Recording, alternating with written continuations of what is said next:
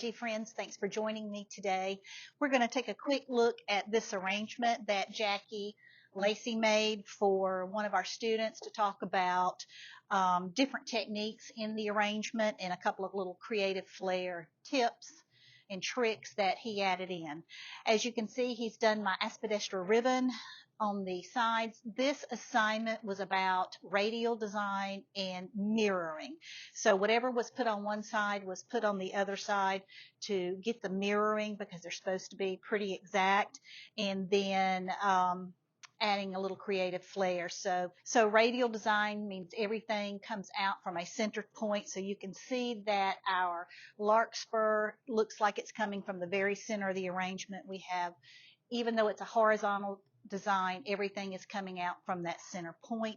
He has grouped his carnations. We have some on the front, some on the back, a couple of Gerber daisies sunk down low, and then a little bit of lily grass that is actually just tied onto the larkspur, and that gives it a little more dynamic line in there. So a couple of things that he has added into this are some bullion balls, and that is going to be really simple to make. We're just going to pull some off our roll of bullion. This one's going to be really small because I didn't use that much bullion. Then we're just going to wad it up and roll it around in our hand.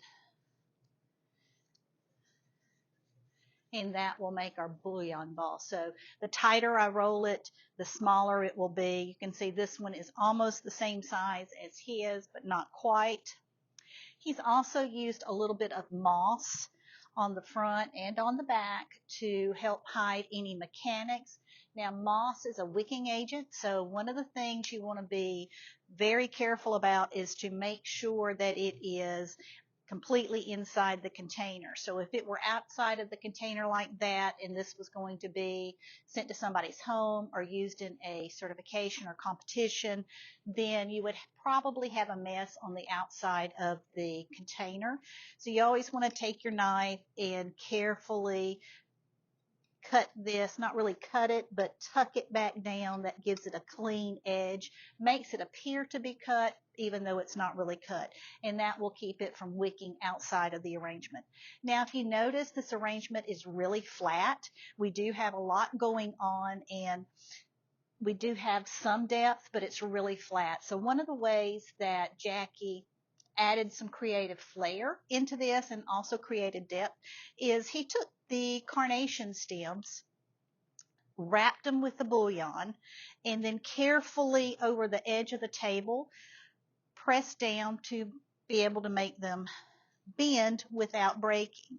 And then I'm going to add these back in, and as you can see, it's adding a lot more depth to our arrangement. Of course, it's adding creative flair, and it's adding another technique in to the design. It's a great way to do this, especially if you're not quite sure what to do. This is a great technique. One of the things we advise in class is never throw away anything until you're completely done designing your arrangement. That way, if you look at it, realize it's flat, you can go back in and do a technique like this, add a technique, and add more depth to it. I hope this tip and trick helped you out a lot, and stay tuned. Be sure to follow us on our social media and on YouTube for more tips and tricks in designing.